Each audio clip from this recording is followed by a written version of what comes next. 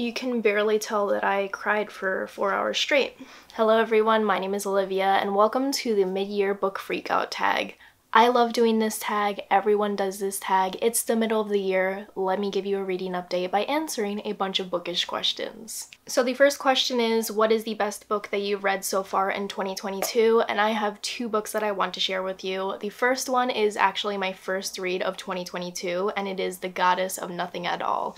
This is a Loki and Sigyn retelling that I picked up because I saw it recommended on TikTok when Loki was first coming out on Disney+, and it was such a fantastic read. It was everything that I wanted and more from a Loki retelling. It was a dark fantasy that had such a well-rounded world, and the characters were just so perfectly unlikable, and it was just such a fantastic read that completely immersed me into the story, and I just could not put it down. I actually read the book in a reading blog that I will put down below where I read a couple of Loki retellings, and it was just such a wonderful book. I greatly enjoyed it and would highly recommend it, but also would recommend looking up the trigger warnings before picking it up because it is a very dark read. And the other book that I have read that is one of the best books that I have read in 2022 is actually my most recent read, and it is Finding Me by Viola Davis.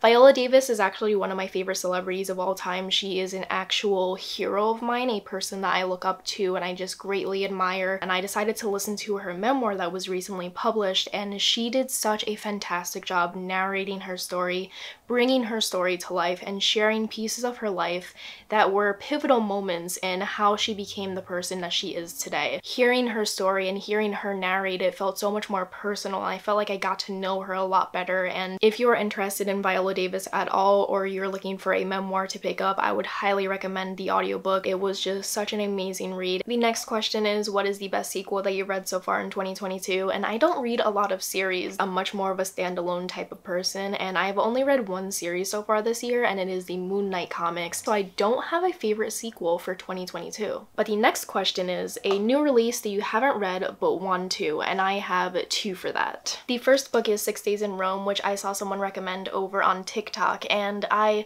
saw the title, saw the cover, and thought it would be the perfect read for me. From what I know, it follows a woman who has recently broken up with someone that she was in a relationship for a long time, and she spends 6 days in Rome, falls in love again, and falls in love with the country itself. Italy is one of my favorite places that I've ever been to, so anytime there is a book that is set in Italy, especially if it's someone who doesn't live there and they are coming there to fall in love with the country and fall in love with the people around them that they make friends with, I eat that shit up so much. I can never get tired of that trope. It doesn't even have to be Italy too. I just love books where someone travels to a different country, meets new people, falls in love with the culture. That's just like one of my favorite tropes ever. So I think I'm going to greatly enjoy this story.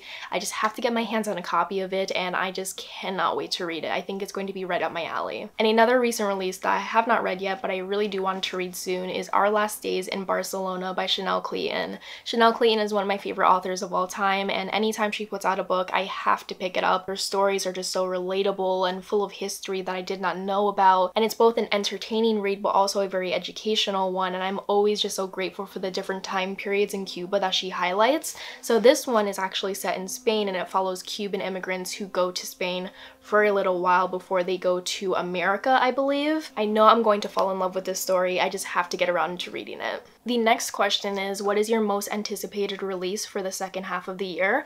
And I was looking at my Goodreads and I was looking at like the books that I want to read, and I don't really keep track of what books are coming out this year. I just kind of hear about them through Instagram, TikTok, Twitter, and through friends who add books to their Goodreads, and I don't really keep track of what book is coming out at the end of this year, because usually in my experience I greatly anticipate a book at the beginning half of the year, and towards the end I don't really keep track of what book is coming out. So I don't have an answer for this. I'm sure I do, but I just can't think of one right now, so I don't have an answer for this. But let me know, what is your most anticipated read for the second half of 2022. I will love to add more books to my TBR, especially if they're literary fiction, historical fiction, or like contemporary stories. So let me know and put your most anticipated reads down below.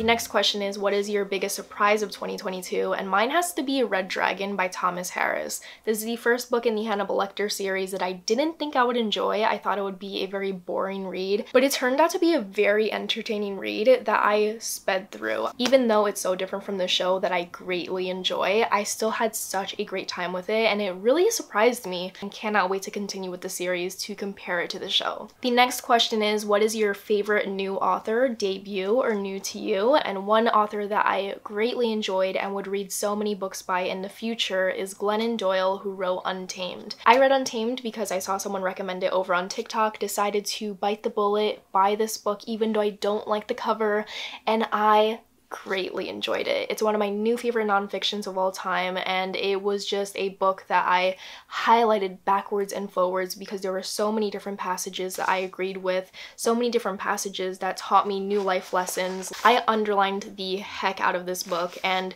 had such a great time reading it. It was so insightful and well written and relatable, and I actually want to read you a quote that I included in my Goodreads review because I thought this really summed up the entire thesis of the nonfiction, and it says, "I will not stay, not ever again, in a room or conversation or relationship or institution that requires me to abandon myself." And I agreed with so much of it, and I also learned from so much of it, and I'm just so grateful for it. And to the people who kept on recommending it on TikTok, thank you for your service. It was an amazing read.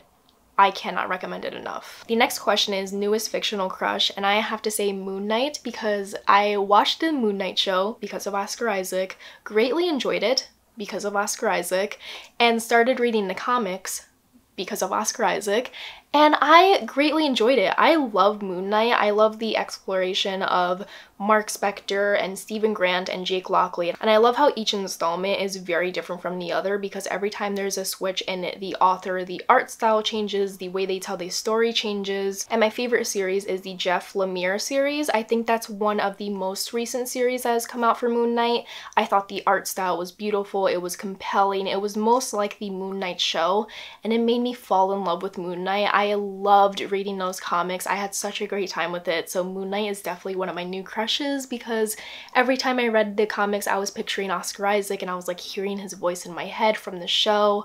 It was a great time. Loved it. The next question is asking about a book that made you cry, and I did not have an answer for this when I was filling out these questions on my Notion, but then I read Viola Davis's memoir and I listened to the audiobook and I cried. It is the second audiobook ever that has ever made me cry, and it was phenomenal. The way that she described her life experiences, especially the experience that made me cry, it was dealing with the death of her dad. The way that she shared that experience and narrated it was absolutely amazing. It was so emotional, it was so heartfelt and so real, and it felt very similar to a situation that I was in that it just made me cry. I really commend her for the entire narration for her audiobook. It felt like we were having a conversation with Viola Davis rather than her narrating her own story to us. I greatly enjoyed it. Pretty wild because I've listened to like over 150 audiobooks, so only 2 have ever made me cry. The next question is, what is a book that has made you happy? And one book that made me so happy to read was A Year in Tokyo by Christiane Jones,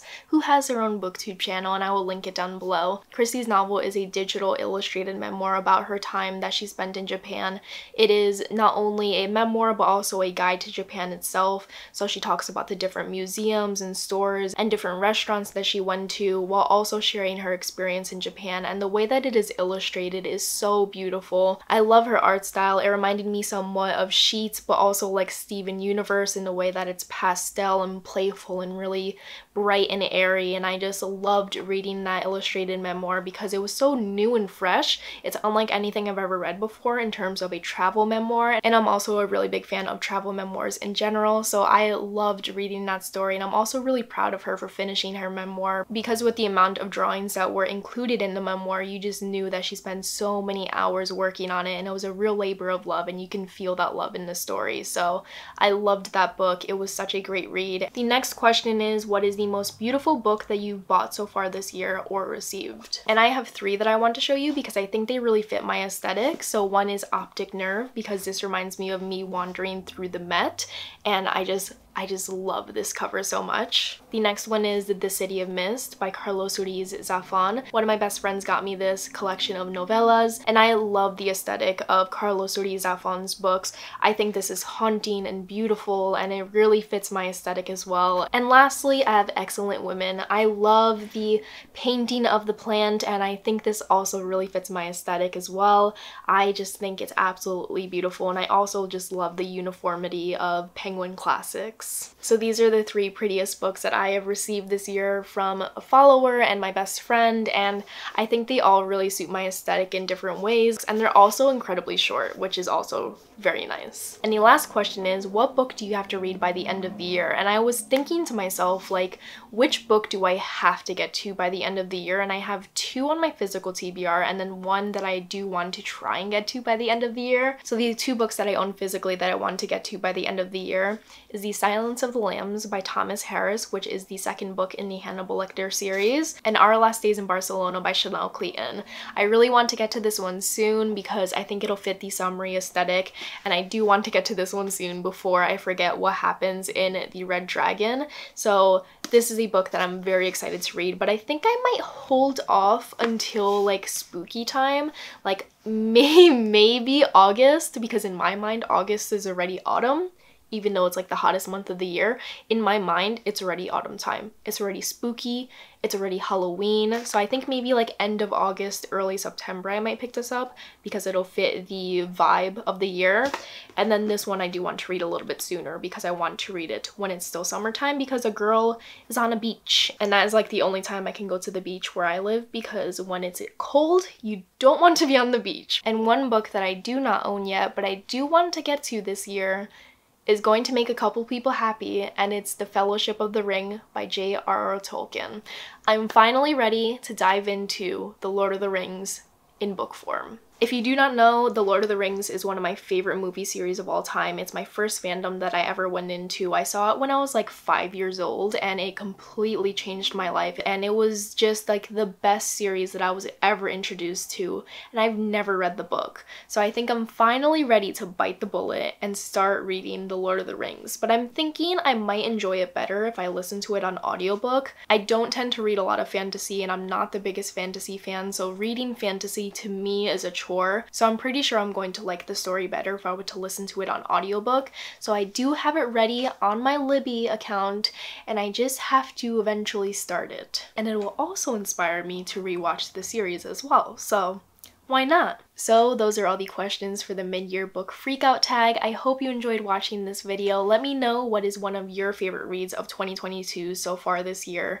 I would love to get some recommendations down below. If you want to follow me anywhere else on social media, all my social media links will be linked in the description. And if you have made it this far in the video, leave a pink heart emoji down below to kind of match my dress and my lipstick. And if you have made it this far in the video, thank you so much for watching and for all your support and your comments and your likes and for sharing, and I appreciate you so much. I will see you in another video very soon, and I hope you have a good day. Bye!